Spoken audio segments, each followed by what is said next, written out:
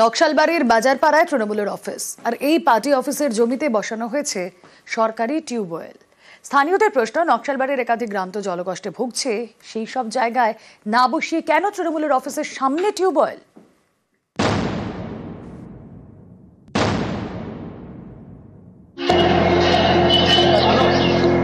শিলিগুড়ির নকশালবাড়ি, এখানে জল নিয়ে জল ঘোলা। নকশালবাড়ির প্রায় 50টা গ্রামে জলের সমস্যা বলে অভিযোগ। এই পরিস্থিতিতে মাস দুয়েক আগে নকশালবাড়ির বাজারপাড়ায় সরকারি টাকায় একটি টিউবওয়েল বসানো হয়। টিউবওয়েলটি বসানো হয় তৃণমূলের অফিসের জমিতে। স্থানীয়দের দাবি, পার্টি অফিসের ভেতরে কল আছে, জলের কোনো সমস্যা নেই, সেই পার্টি অফিসের জমিতেই বসানো হয়েছে টিউবওয়েল। এই যে বাজারে পার্টি অফিসে জলের দরকার নাই, সেখানটায় কল বসায় জল দিচ্ছে, আর আমাদের এখানটায় জলের দরকার, কলের দরকার, আমাদের এখানটায় জলও নেই, কলও নেই। গরম পড়তেই জল কষ্ট। নকশালবাড়ির কোথাও বিকল টিউবওয়েল, কোথাও কল থেকে এক ফোঁটাও জল পড়ে না, কোথাও জলের লাইন আছে কিন্তু সেটা অচল। স্থানীয়দের প্রশ্ন, এইসব জায়গায় টিউবওয়েল না বসিয়ে কেন তৃণমূলের অফিসের জমিতে বসানো হলো?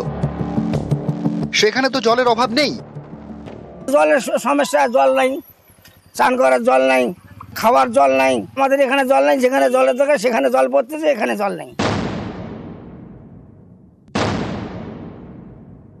পিলারের টাকা, সেই টাকায় মার্ক 2 জলের কল হয়েছে, সেই জলের কল দেওয়ার কথা কোথায়, যেখানে মানুষ জলকষ্টে ভুগছে? পার্টি অফিসে তো সেই জল ওরা পানও করে না। তৃণমূলের আমলের সবই সম্ভব, মানে হয়কে নয়, নয়কে হয়, দিনকে রাত, রাতকে দিন এরা করছে।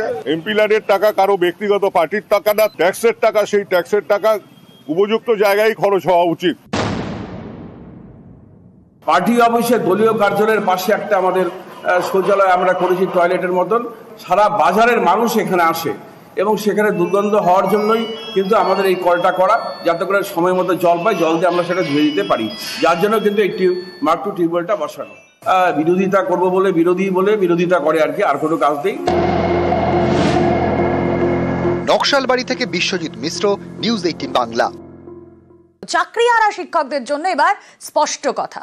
মুখ্যমন্ত্রী বললেন, স্কুলে যান, নিশ্চিন্তে ক্লাস করান, মাইনে পাবেন।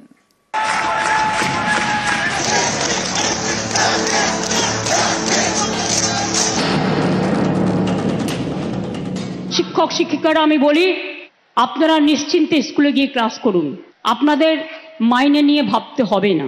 আইনের মধ্যে থেকেই রাজ্য সরকার আপনাদের কাজ করে দেবে। আপনারা স্কুলে যান। আমি তো আপনাদের বলেছি, সুপ্রিম কোর্টে আপনাদের টাকা বন্ধ করে দিয়েছিল, কিন্তু আমরা তো রিভিউ পিটিশন করেছিলাম এবং তাতে তো আমরা বলেছি যে আপনারা মাইনে পাবেন। স্কুলে নিয়োগ দুর্নীতির ভুরি ভুরি অভিযোগ। সুপ্রিম রায়ে এক ধাক্কায় প্রায় 26,000 চাকরি বাতিল। গত 3রা এপ্রিল চাকরি বাতিলের রায় দেয় সুপ্রিম কোর্ট। এরপর 9 এপ্রিল চাকরিহারা যোগ্য শিক্ষকদের স্কুলে ফেরার বার্তা দেন মুখ্যমন্ত্রী মমতা বন্দ্যোপাধ্যায়। তারপরেও অনেকের মনে প্রশ্ন ছিল, বেতন কি মিলবে? মঙ্গলবার মেদিনীপুরের প্রশাসনিক সভা থেকে এই বিষয়টিও স্পষ্ট করে দিয়েছেন মুখ্যমন্ত্রী।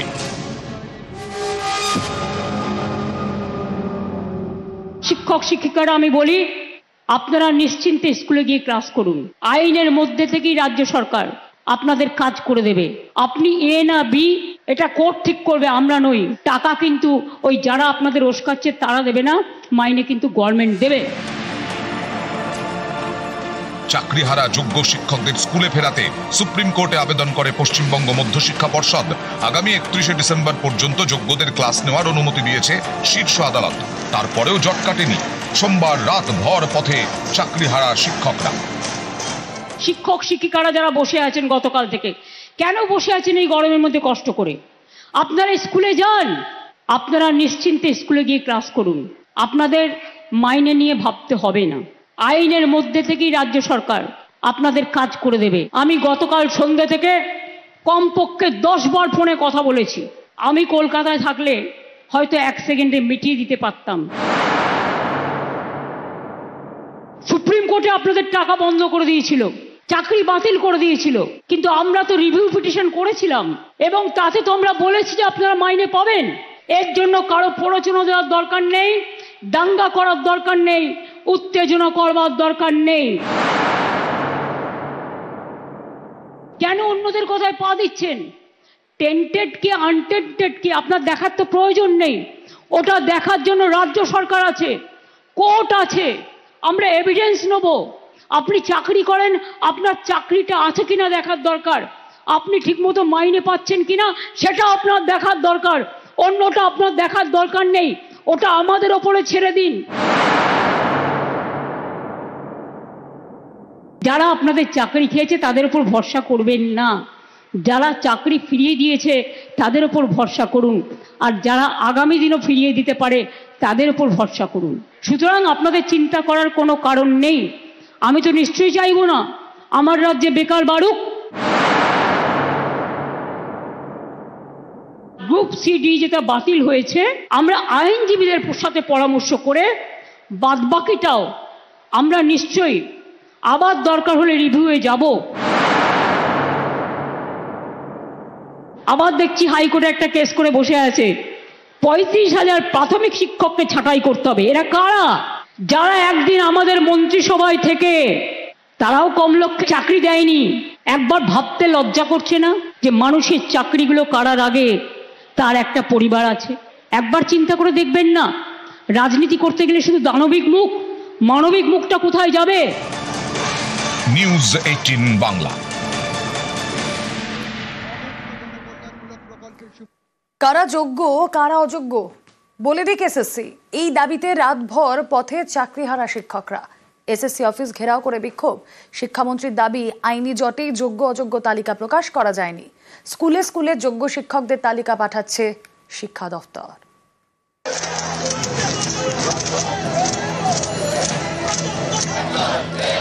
আমাদের চাকরি আমরা মেধার ভিত্তিতে পেয়েছিলাম, কাউকে তোষামত করে পাইনি, টাকা দিয়েও পাইনি। যারা ভুল করলো, যারা চুরি করলো, যারা দুর্নীতি করলো, এই দায়িত্ব তাদেরই বর্তায়। এমন কোনো কাজ করবেন না যা আপনাদেরই রিভিউ পিটিশনে আপনাদের বিপক্ষে চলে যায়, বা এমন কোনো কাজ করতে বাধ্য করবেন না। ব্যাপারটা কোনো একটা হঠকারী জায়গায় নিয়ে গেলে আখেরে রিভিউ পিটিশনটা ডিস্টার্ব হতে পারে, এটা বিলম্বিত হতে পারে। কে যোগ্য কে অযোগ্য, চাল থেকে কাঁকড় আলাদা হবে কবে? সোমবার রাতভর এসএসসি অফিস ঘেরাও করে বিক্ষোভ দেখান চাকরিহারা শিক্ষকরা। মঙ্গলবার সকাল থেকে চলে বিক্ষোভ। দ্রুত আমরা রিভিউ পিটিশনে আমরা যাচ্ছি, অর্থাৎ আইনি প্রক্রিয়া এখনো চালু তথা লাগু আছে। সুপ্রিম কোর্টের মহামান্য বিচারপতি রাজের নির্দেশ দিয়েছেন, তা আমরা অক্ষরে অক্ষরে পালন করতে আমরা বিশেষভাবে দায়বদ্ধ। উনি যদি যোগ্যের নামগুলো পাবলিশ করে সেখানে যদি সার্টিফাই করে দেন যে আমাদের নামে কোনো অ্যালিগেশন নেই, আমরা যোগ্য, তাহলে তো রিভিউ পিটিশনে আমাদের জিতে আসার সুযোগ বাড়বে। সেখানে কেন আমরা হেরে যাব? সুপ্রিম কোর্ট যে রায় দিয়েছেন 31শে ডিসেম্বর পর্যন্ত আমি আপনাদের উপযুক্ত শিক্ষকদের বলছি তাদের স্কুলে যোগদান করতে আমি অনুরোধ করছি। বেতন নিশ্চিত করার দায়িত্ব আমরা নিচ্ছি, আপনাদের জন্যই এসএসসি লড়ছে এবং একমাত্র সরকারই আপনাদের পাশে আছে, এটাও আপনারা খুব ভালো করে জানেন। আমরা প্রত্যেকটা ধাপ আইনি পরামর্শ অনুযায়ী এগোচ্ছি। আমাদের কাজ আমাদের করতে দিন, আপনারা কি আপনাদের কাজ করুন। মাইনে তো 31শে ডিসেম্বর অব্দি দেবে, তারপর আমরা কোথায় যাব? সে যোগ্য অযোগ্য লিস্ট কোথায় দেবে? সার্টিফাইড লিস্ট কোথায় দেবে আমাদের? আর মিরর ইমেজ প্রকাশ করার কথা, সেটাও তো গাইডলাইনে আছে, সেটা কোথায় করছে?